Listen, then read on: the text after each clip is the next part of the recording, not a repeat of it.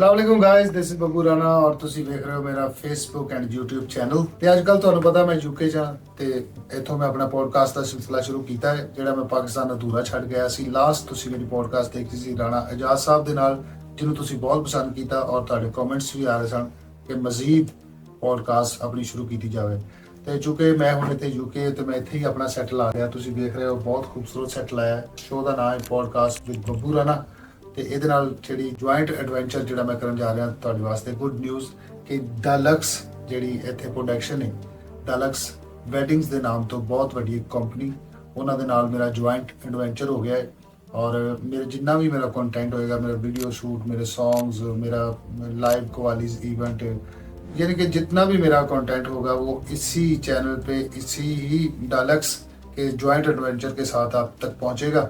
तो आज जो मेरा पहला सिलसिला आपसे मैं बात करना चाह रहा हूँ, मैं उर्दू क्यों बोल रहा मैं पंजाबी बोलना तो ਅੱਜ ਜਿਹੜਾ ਪਹਿਲਾ ਵੀਡੀਓ ਤੁਹਾਨੂੰ ਮੈਂ ਇਹ ਦੱਸਣਾ ਸੀ ਕਿ ਮੇਰੇ ਗੁਜ਼ਰੇ ਹੋਏ 3 ਮਹੀਨੇ ਜਿਹੜੇ ਯੂਕੇ 'ਚ ਉਹ ਕੈਸੇ ਗਏ, ਮੈਂ ਕੀ ਪਾਇਆ, ਕੀ ਖੋਇਆ, ਕੀ ਹਾਸਲ ਕੀਤਾ, ਕੀ ਲੌਸ ਕੀਤਾ, ਕੀ ਅਚੀਵ ਕੀਤਾ, ਕੀ ਲੂਜ਼ ਕੀਤਾ, ਉਹ ਸਾਰੀ ਚੀਜ਼ਾਂ ਮੈਂ ਤੁਹਾਡੇ ਨਾਲ ਸ਼ੇਅਰ ਕਰਾਂਗਾ। 4 ਜੂਨ 2025 ਮੈਂ ਈਥਰੋ 에ਅਰਪੋਰਟ ਲੰਡਨ ਉਤਰਿਆ, ਬੜੇ ਚਾਵਾਂ ਦੇ ਨਾਲ ਪਾਕਿਸਤਾਨ ਤੋਂ ਚੜੇ, ਫਿਲਮ ਵਾਸਤੇ ਜਾ ਰਹੇ ਮੈਂ ਆਪਣਾ 5-6 ਕਿਲੋ weight ਲੂਜ਼ ਕੀਤਾ, ਫਿਲਮ ਵਾਸਤੇ ਜਾ ਰਹੇ, ਜੌ ਲੈਨ ਕੱਢੀ, ਫਿਲਮ ਵਾਸਤੇ ਜਾ ਰਹੇ ਹਾਂ ਜੀ।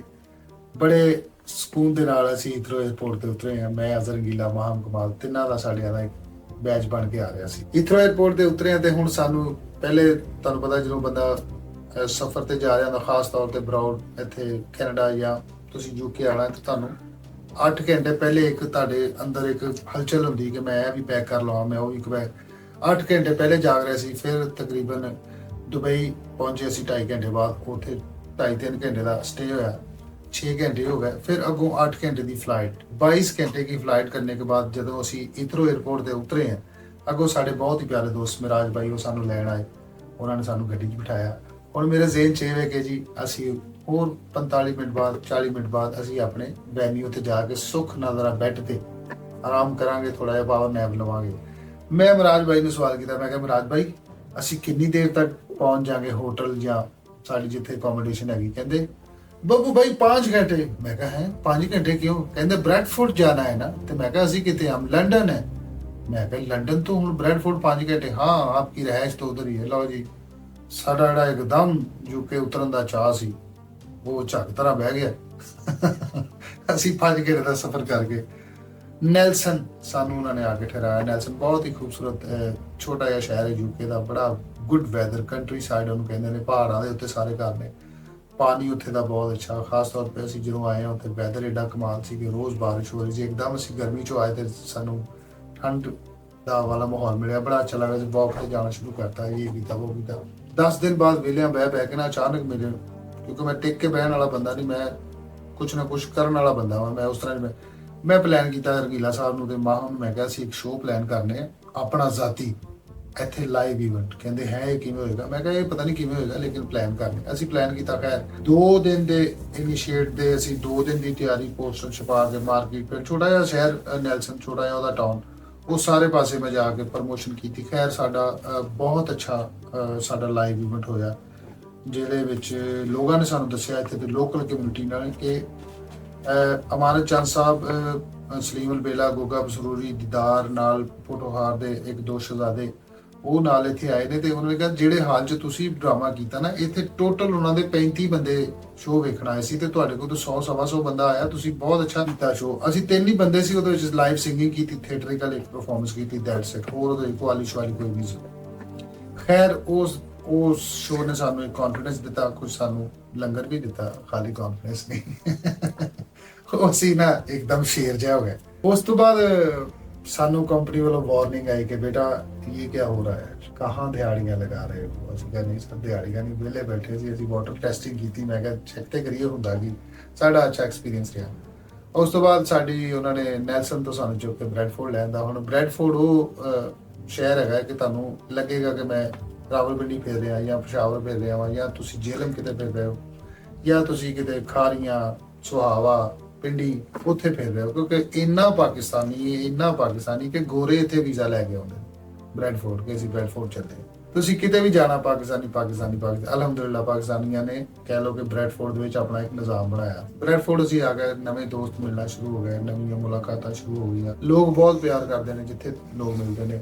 ਸਾਡੇ ਸ਼ੋਅ ਦਾ ਕਰਕੇ ਜਿੱਥੇ ਲੋਕ ਸਾਡਾ ਸ਼ੋਅ ਵੇਖਦੇ ਨੇ ਉਹ ਬਹੁਤ ਹੀ ਇੱਜ਼ਤ ਕਰਦੇ ਨੇ। ਫਿਰ ਇੱਥੇ 10-15 ਦਿਨ ਬਹਿ ਕੇ ਮੈਨੂੰ ਫਿਰ ਸ਼ੈਤਾਨੀ ਆਈ, ਮੈਂ ਕਿਹਾ ਡਰਾਮਾ ਆਪਣਾ ਕਰਨੇ ਆ ਯਾਰ। ਫਿਰ ਆਪਾਂ ਸ਼ੋਅ ਪਲਾਨ ਕੀਤਾ ਅਲਹਮਦੁਲਿਲਾ। ਉਹਦੇ ਤੇ ਮੈਂ 20 ਦਿਨ ਦੀ ਪੂਰੀ ਸਟਰਗਲ ਕੀਤੀ, ਸਪਾਂਸਰ ਮਿਲੇ, ਕੁਆਲੀ ਬੈਂਡ ਨੂੰ ਹਾਇਰ ਕੀਤਾ, ਸਾਊਂਡ ਹਾਲ ਖੁਦ ਜਾ ਕੇ ਬੁੱਕ ਕੀਤਾ, ਖਾਲਿਦ ਸਾਹਿਬ ਬੈਨਕੁਇਟਿੰਗ ਹਾਲ, ਉਹਨਾਂ ਨੇ ਬਹੁਤ ਪਿਆਰ ਕੀਤਾ ਮੇਰੇ ਨਾਲ। ਤੇ ਇਸ ਤਰ੍ਹਾਂ ਮੇਰੇ ਨਾਲ ਆਬਦ ਭਾਈ ਜੁੜ ਗਏ ਜਿਹੜੇ ਇੱਥੇ ਦੇ ਹੈ ਨੇ ਮੇਰੇ ਦੋਸਤ। ਦੇਖੋ ਅੱਲਾਹ ਤਾਲਾ ਦੀ ਜਦੋਂ ਇਨਸਾਨ ਵਾਸਤੇ ਮਦਦ ਹੁੰਦੀ ਹੈ ਤੇ ਉਹ ਕਿਸ ਤਰ੍ਹਾਂ ਹੁੰਦੀ ਕਿ ਮੈਂ ਸ਼ਰਤੀਆ ਮਿੱਠਾ ਡਰਾਮਾ ਅਨਾਉਂਸ ਕਰਤਾ, ਉਹਦੇ ਪੋਸਟਰ ਲੱਗ ਗਏ ਪੂਰੇ ਸ਼ਹਿਰ ਦੇ ਵਿੱਚ, ਨਾਲ ਮੈਂ ਕੁਆਲੀ ਦੀ ਕੋਲੈਬੋਰੇਸ਼ਨ ਪਾਤੀ। ਉਹ ਮੈਂ ਡਰਾਮਾ ਆਪਣੇ ਉਸਤਾਦ ਬੱਬੂ ਬਰਾੜ ਸਾਹਿਬ ਨੂੰ ਟ੍ਰਿਬਿਊਟ ਪੇਸ਼ ਕੀਤਾ। ਸ਼ਰਤੀਆ ਮਿੱਠੇ ਉਹਨਾਂ ਦਾ ਲਾਜਵਾਬ ਪਲੇ ਜਿਹੜਾ ਪਾਕਿਸਤਾਨ ਦੇ ਵਿੱਚ ਅੱਜ ਤੱਕ ਉਹਦਾ ਕੋਈ ਰਿਕਾਰਡ ਨਹੀਂ ਤੋੜ ਸਕਿਆ। ਹੁਣ ਜਿਸ ਦਿਨ ਆਡੀਅנס ਆ ਕੇ ਬਹਿ ਗਈ ਹਾਲ ਦੇ ਵਿੱਚ, ਕਲੈਪਾਂ ਹੋ ਰਹੀਆਂ, ਰੰਗੀਲਾ ਸਾਹਿਬ ਨੇ ਨੌਕਰ ਦਾ ਰੋਲ ਅਦਾ ਕੀਤਾ। ਉਹਨਾਂ ਨੇ ਡਰਾਮਾ ਛੱਤ ਨਾਲ ਲਾਤਾ ਜਾਂਦੇ ਆਵਾਮ 200-250 ਬੰਦਾ ਹਾਲ 'ਚ ਬੈਠਾ ਸੀ। ਔਰ ਮਾਈ ਗੁੱਡਨੈਸ ਕਿ ਜ਼ਫਰ ਤਨਵੀਰ ਸਾਹਿਬ ਪਾਕਿਸਤਾਨ ਦੇ ਬਹੁਤ ਵੱਡੀ ਸ਼ਖਸੀਅਤ ਜਿਹੜੇ ਇੰਗਲੈਂਡ ਦੇ ਵਿੱਚ ਤਕਰੀਬਨ ਪਿਛਲੇ 40 ਸਾਲ ਤੋਂ ਮੈਂ ਉਹਨਾਂ ਨੂੰ ਕਹਿੰਦਾ ਬਾਬਾ ਪ੍ਰੋਡਿਊਸਰ। ਉਹਨਾਂ ਨੇ ਜਿਹੜੇ ਸਾਡੇ ਪਾਕਿਸਤਾਨ ਦੇ ਵੱਡੇ ਸ਼ੋਅ ਮੋਇਨ ਅਖਤਰ ਸਾਹਿਬ, ਅਮਾਨੁੱਲਾ ਸਾਹਿਬ, ਅਲਬੇਲਾ ਸਾਹਿਬ, ਖਾਲਿਦ ਅਬਾਸ ਡਾਰ ਸਾਹਿਬ, ਉਹ ਵੱਡੇ ਸ਼ੋਅ ਨੂੰ ਲੈ ਕੇ ਆਉਂਦੇ ਹੁੰਦੇ ਸੀ। ਉਹਨਾਂ ਨੇ ਕਿਹਾ ਮੈਂ 25 ਸਾਲ ਬਾਅਦ ਆਪਣੇ ਫੈਮਿਲੀ ਨੂੰ ਨਾਲ ਲੈ ਕੇ ਆਇਆ, ਜਿਹਦੇ ਵਿੱਚ ਫੈਮਿਲੀ 'ਚ ਮੇਰੀ ਬੇਗਮ, ਮੇਰੀ ਬੇਟੀ, ਮੇਰੀ ਸਿਸਟਰ ਔਰ ਮੇਰੀ ਨੂੰਹ, ਮੇਰਾ ਬੇਟਾ, ਸਭ ਅਸੀਂ ਇਕੱਠੇ ਬਹਿ ਕੇ ਤੁਹਾਡਾ ਡਰਾਮਾ ਵੇਖਣ ਆਏ 25 ਸਾਲ ਬਾਅਦ। ਤੇ ਇਸ ਡਰਾਮੇ ਦੀ ਖਸੂਸੀਅਤ ਇਹ ਸੀਗੀ ਕਿ ਇਹਦੇ ਵਿੱਚ ਕੋਈ ਡਾਂਸਿੰਗ ਪਰਫਾਰਮੈਂਸ ਨਹੀਂ ਸੀ ਹੈਗੀ, ਸਿਰਫ ਕਾਮੇਡੀ ਸਕਿਟਸ, ਸਿੰਗਿੰਗ ਔਰ ਐਂਡ ਤੇ ਕੁਆਲੀ। ਤੇ ਮੈਂ ਜਿਹੜਾ ਤੁਹਾਨੂੰ ਚਮਤਕਾਰ ਦੱਸਣਾ ਚਾਹ ਰਿਹਾ ਉਹ ਇਹ ਸੀ ਕਿ ਗੈਬੀ ਮਦਦ ਉਹ ਕੀ ਸੀ ਕਿ ਜਦੋਂ ਇੰਜ ਕਰਕੇ ਸਟੇਜ ਤੇ ਮੇਰਾ ਕਿਊ ਆਇਆ ਕਿ ਉਹਨੇ ਰੰਗੀਲਾ ਕਹਿ ਰਿਹਾ ਕਿ ਇੱਕ ਅੰਨਾ ਜਿਹੜਾ ਉਹ ਪਾਕਿਸਤਾਨ ਰਹਿ ਗਿਆ ਤੇ ਦੂਸਰਾ ਅੰਨਾ ਸਾਡੇ ਨਾਲ ਇੱਥੇ ਆ ਗਿਆ, ਉਹਨੇ ਬੇੜੇ ਗਰਕ ਕੀਤੇ ਪਏ ਨੇ ਜੀ। ਉਸੇ ਦੌਰਾਨ ਬੈਕ ਸਟੇਜ ਤੇ ਅਕਰਮ ਉਦਾਸ ਸਾਹਿਬ ਮੇਰੇ ਨਾਲ ਆ ਕੇ ਖਲੋ ਗਏ। ਹੁਣ ਅਕਰਮ ਉਦਾਸ ਸਾਹਿਬ ਤੁਸੀਂ ਅਗਰ ਵੇਖੋ ਤੇ ਉਹਨਾਂ ਦੀ ਪੂਰੀ ਛਵੀ ਜਿਹੜੀ ਹੈ ਉਹ ਉਸਤਾਦ ਬੱਬੂ ਬਰਾੜ ਸਾਹਿਬ ਵਾਲੇ ਟਿੰਡ ਔਰ ਸਾਰਾ ਉਹ ਨਿਜ਼ਾਮ 50% ਲੋਕ ਅਜੇ ਵੀ ਉਹਨਾਂ ਨੂੰ ਬੱਬੂ ਬਰਾੜ ਸਾਹਿਬ ਹੀ ਸਮਝਦੇ ਨੇ। ਉਹ ਗੈਬੀ ਮਦਦ ਕੀ ਸੀ ਕਿ ਸ਼ਰਤੀਆ ਮਿੱਠੇ ਡਰਾਮਾ ਉਸਤਾਦ ਬੱਬੂ ਬਰਾੜ ਸਾਹਿਬ ਦਾ ਮੈਂ ਕਰ ਰਿਹਾ ਸੀ ਤੇ ਨਾਲ ਅਕਰਮ ਉਦਾਸ ਸਾਹਿਬ ਉਹਦੀ ਕਾਪੀ ਆ ਕੇ ਖੜੇ ਹੋ ਗਏ। ਤੇ ਮੈਂ ਇੰਜ ਕਰਕੇ ਵੇਖਿਆ, ਕਹਿੰਦੇ ਮੈਂ ਤੈਨੂੰ ਮਿਲਣ ਆਇਆ ਤੇ ਨਾਲੇ ਮੈਂ ਤੈਨੂੰ ਦੁਆ ਦੇਣ ਆਇਆ। ਮੈਂ ਕਿਹਾ ਸੁਭਾਨ ਅੱਲਾਹ। ਮੈਂ ਕਿਹਾ ਆ ਜਾਓ ਫਿਰ ਸਟੇਜ ਤੇ ਹੀ ਆ ਜਾਓ, ਕਿਉਂਕਿ ਕਿਉਂ ਚੱਲ ਗਿਆ ਤੇ ਮੈਂ ਉੱਤੇ ਜਾਵਾਂ। ਮੈਂ ਸਟੇਜ ਤੇ ਗਿਆ, ਉਧਰੋਂ ਅਕਰਮ ਦਾਸ ਸਾਹਿਬ ਵੀ, ਉਹ ਜੋੜੀ ਜਿਹੜੀ ਅਮਾਨੁੱਲਾ ਤੇ ਬੱਬੂ ਬਰਾੜ ਦੀ ਦੋ ਅੰਨਿਆਂ ਦੀ ਜੋੜੀ ਸੀ, ਉਹ ਸਟੇਜ ਦੇ ਉੱਤੇ ਬਿਲਕੁਲ ਅਪੀਅਰੈਂਸ ਆ ਗਈ। ਅੱਲਾ ਨੇ ਵੀ ਇੱਜ਼ਤ ਰੱਖੀ। ਫਿਰ ਉਸ ਤੋਂ ਬਾਅਦ ਕੁਆਲੀ ਹੋਈ, ਬੜਾ ਅੱਛਾ ਰਿਸਪੌਂਸ ਰਿਹਾ। ਜ਼ਫਰ ਤਨਵੀਰ ਸਾਹਿਬ 3 ਘੰਟੇ ਬੈਠੇ ਰਹੇ। ਖੈਰ ਮੇਰਾ ਸ਼ੋਅ ਬਹੁਤ ਸਕਸੈਸਫੁਲ ਗਿਆ, ਮੈਂ ਉਹਦੇ 'ਚ ਬਹੁਤ ਕੁਝ ਲਰਨ ਕੀਤਾ। ਮੇਰਾ ਇੱਕ ਝਾਕਾ ਖੁੱਲ ਗਿਆ ਕਿ ਮੈਂ UK 'ਚ ਆਪਣਾ ਸ਼ੋਅ ਕਰ ਸਕਦਾ। ਪਹਿਲੇ ਕਿਤੇ 10-15-20 ਸਾਲ ਪਹਿਲੇ ਅਸੀਂ ਛੋਟੇ ਸ਼ਹਿਰਾਂ 'ਚ ਪ੍ਰੋਡਕਸ਼ਨ ਕਰੀਦੀ ਸੀ ਆਪਣੀ, ਜਿਵੇਂ ਉਕਾੜਾ, ਫੈਸਲਾਬਾਦ, ਸਾਹੀਵਾਲ।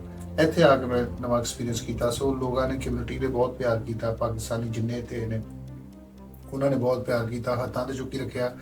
ਔਰ 20-22 ਸਾਲ ਬਾਅਦ ਲੋਕਾਂ ਨੇ ਕਿਹਾ ਕਿ ਅਸੀਂ ਕੋਈ ਫੈਮਿਲੀ ਪਲੇ ਵੇਖਿਆ ਇੱਕ ਨੰਬਰ ਤੇ। ਸੈਕੰਡਲੀ ਹਾਲ ਦੇ ਵਿੱਚ ਜਿਹੜੇ ਸਾਡੇ ਪੁਰਾਣੇ ਡਰਾਮੇ ਜਿਵੇਂ ਬੱਚੇ ਰੋਂਦੇ ਸੀ, ਉਹ ਬੱਚੇ ਰੋ ਰਹੇ ਨੇ, ਬੱਚੇ ਹੱਸ ਰਹੇ ਨੇ, ਬੱਚੇ ਦੌੜ ਭੱਜ ਰਹੇ ਨੇ, ਮਾਈਆਂ, ਬਾਬੇ, ਬਜ਼ੁਰਗ, ਔਰਤਾਂ ਸਭ ਇੱਕ ਜਗ੍ਹਾ ਤੇ ਬਹਿ ਕੇ ਇੰਟਰਟੇਨ ਹੋ ਰਿਹਾ ਔਰ ਮੁਹੱਜ਼ਬ ਕਾਮੇਡੀ ਦੇ ਨਾਲ। ਇਹ ਮੇਰੀ ਕਹਿ ਲਓ ਕਿ ਜਿੱਤ ਸੀ ਅਲਹਮਦੁਲਿਲਾ। ਮੈਨੂੰ ਬੜਾ ਲੋਕਾਂ ਨੇ ਐਪਰੀਸ਼ੀਏਟ ਕੀਤਾ। ਉਸ ਤੋਂ ਬਾਅਦ ਫਿਰ ਅਸੀਂ ਸਾਡਾ ਖਬਰਹਾਰ ਦਾ ਨਾਲ ਸੈੱਟ ਲੱਗ ਰਿਹਾ, ਤੁਹਾਨੂੰ ਪਤਾ ਉਹ ਲੱਗ ਗਿਆ ਅਲਹਮਦੁਲਿਲਾ ਸੈੱਟ। ਫਿਰ ਸਾਡਾ ਸ਼ੋਅ ਸ਼ੁਰੂ ਹੋ ਗਿਆ ਤੇ ਉਹਦੇ ਮੇਲ ਬਾਕਸ ਪਹਿਲੇ ਰਿਕਾਰਡ ਹੋਏ। ਮੇਲ ਬਾਕਸ ਦੇ ਵਿੱਚ ਲੋਕਾਂ ਨੂੰ ਪਤਾ ਚੱਲਿਆ ਕਿ ਹਾਂ ਮੈਂ ਇੱਥੇ ਹੀ ਹਾਂ। ਨਾਲ ਕੁਆਲੀ ਦੇ ਛੋਟੇ ਇਵੈਂਟ ਚੱਲਦੇ ਰਹੇ। ਇਸ ਤਰ੍ਹਾਂ ਕਰਕੇ ਅਲਹਮਦੁਲਿਲਾ ਅੱਜ ਤੱਕ 3 ਮਹੀਨੇ ਹੋ ਗਏ ਮੈਨੂੰ UK 'ਚ ਆਏ ਹੋਏ ਨੂੰ। ਬੜਾ ਸਕਸੈਸਫੁਲ ਟੂਰ ਜਾ ਰਿਹਾ। ਨਵੇਂ ਦੋਸਤ ਮਿਲੇ ਨੇ, ਅਰਸਲਾਨ ਭਾਈ ਮਿਲੇ ਨੇ, ਡਾਇਲੈਕਸ ਕੰਪਨੀ ਦੇ ਨਾਲ ਮੇਰਾ ਜੁਆਇੰਟ ਐਡਵੈਂਚਰ ਹੋ ਗਿਆ ਹੈ। ਹੁਣ ਜਿੰਨਾ ਵੀ ਮੇਰਾ ਵੀਡੀਓਗ੍ਰਾਫੀ ਦਾ ਜਾਂ ਆਡੀਓ ਕੁਝ ਵੀ ਮੇਰਾ कंटेंट होएगा, ਅਸੀਂ ਦੋਵੇਂ ਹੀ ਆਪਣੇ प्लेटफॉर्म तो ਅਸੀਂ जारी करा करेंगे। मेरे चैनल को तो आप सब्सक्राइब करते ही हैं, तो डायलॉग्स का भी चैनल है, इसको भी सब्सक्राइब करें और शेयर करें। Thank you so much.